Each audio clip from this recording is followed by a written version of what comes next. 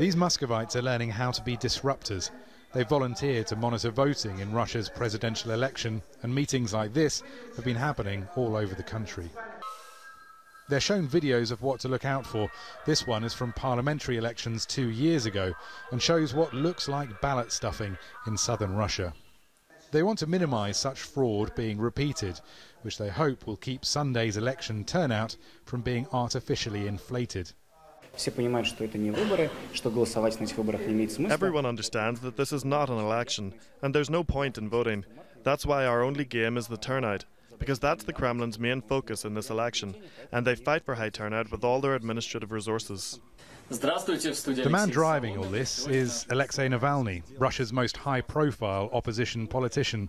In December, he was barred from the elections for an embezzlement conviction that he's always said was politically motivated. Choosing the presidents, choosing the future, says the sign, and it's an intriguing idea, isn't it?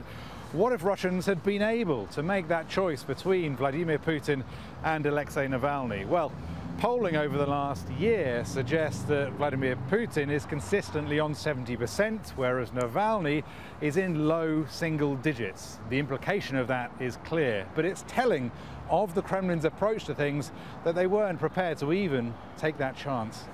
So Navalny's plan B is to delegitimize Vladimir Putin's expected re-election. His tactics are polling station monitoring and calling for an election boycott. He's sure of the result, but he needs people to come to the polling stations.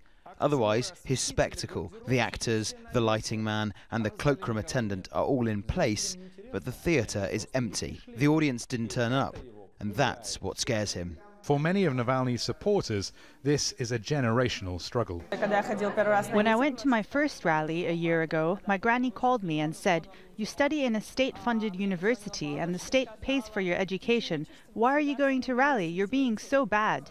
But youngsters in the university, especially in Moscow, support Navalny because everyone sees where the country is going. The Central Election Committee has already attempted to block accreditation for thousands of Navalny's monitors. Campaign activists around the country face prosecutions and jail sentences. Like with all Navalny's initiatives, this one won't go smoothly. Rory, Challands, Al Jazeera, Moscow.